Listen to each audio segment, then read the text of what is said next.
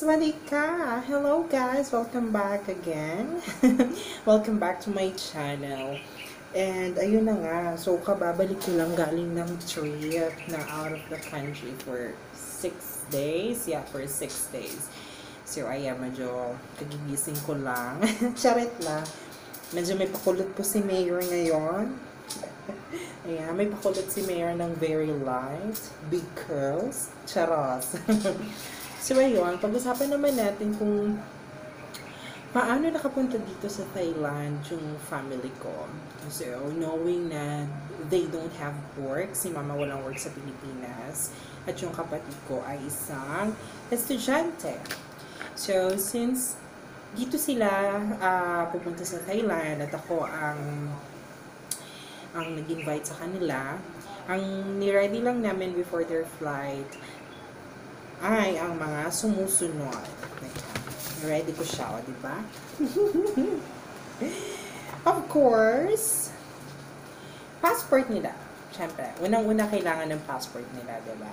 Hindi sila makakalabas ng Pilipinas kung wala silang valid passport. Again, golden rule is kailangan at least 6 months ang validity ng passport. As much as possible, pag mga, let's say, kung 8 months na lang, tapos 1 week lang na vacation out of the country, that's fine. Walang problema. Pero, namimisinterpret kasi ng ibang Filipino na kailangan 6 months. 6 months daw before, diba, ng flight. Pero ang reality, guys, kailangan pagbalik nyo. Technically, kailangan pagbalik nyo 6 months kasi hindi na kayo papayagan ng immigration na kung saan man na less than 6 months. Though magagamit mo siyang valid ID kapag nasa Pilipinas ka, let's say magbabayad ka sa ganyan, sa bangko, it's still valid kung kailan yung validity. Pero kapag international flight or travel ang gagawin mo at may passport, kailangan talaga 6 months. Ang dami kong kuda, diba?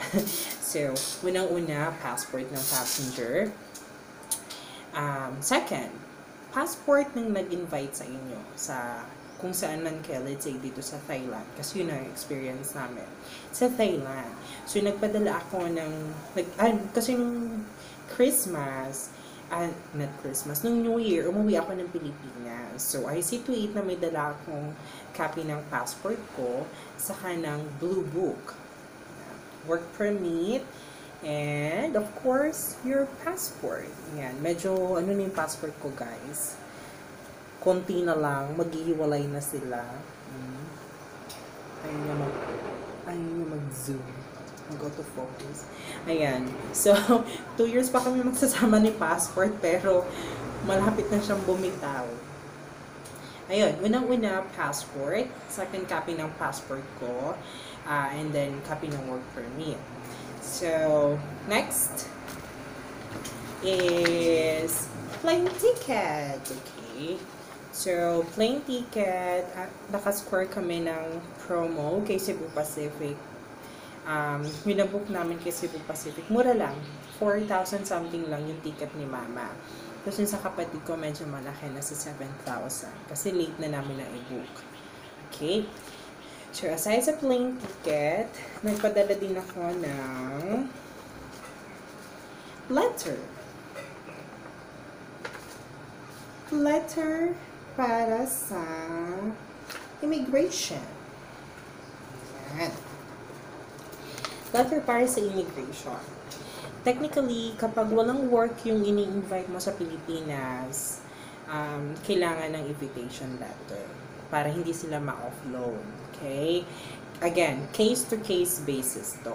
So, sinishare ko sa inyo at yung mga requirements na sinasabi ko, yun yung experience namin at Trinisen sa immigration sa Manila. Again, based lang po to sa experience namin. Okay?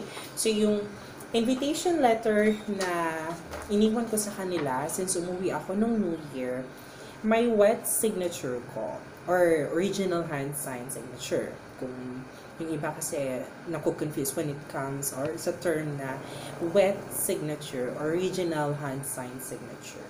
Okay? So, original hand sign signature, yung pirma mo talaga na gumamit ka ng ball pen, ng pen, or dito, yan. Tapos, yung content naman ng invitation letter, yun na naka-address sa immigration, ganyan, na ganitong date, na I would like to invite my family, ganyan, kung let's say mama mo, papa mo, kapatid mo, lalagay mo doon. Tapos yung complete details mo as well, yung address, contact number in case may question sila dun sa immigration booth sa Manila, at least they can contact you as soon as possible. Para naman yun, less hassle. So aside from that, yun lang. Pero yung iba kasi, ang sabi nila, required doon na patatakan ng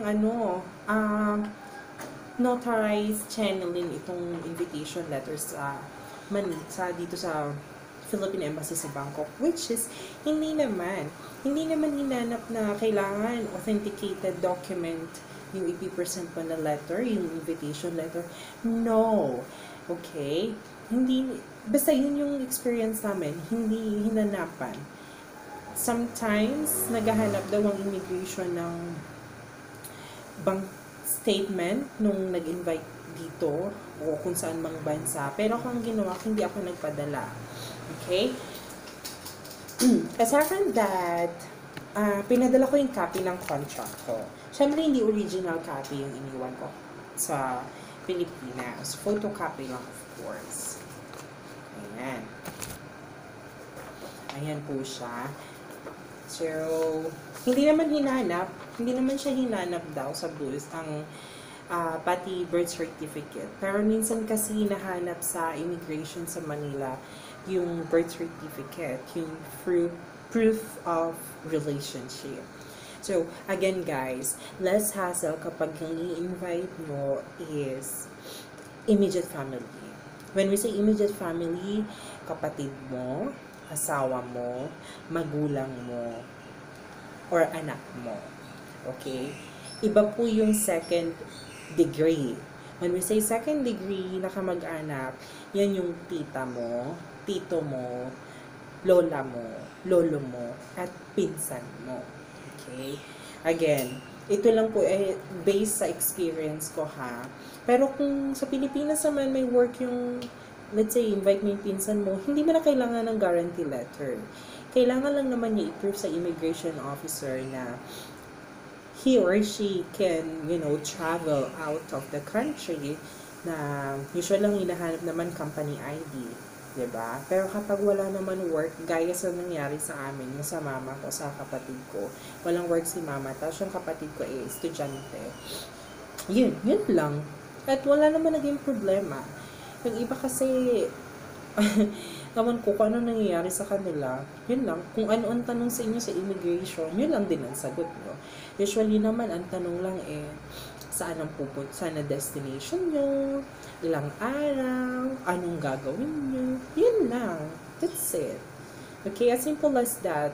Always remember, kiss. Keep it short and simple. So, saka confident lang kapag nasa harap ng immigration officer sa Manila para hindi ka mararattle, diba? Ganon. So, yun lang guys.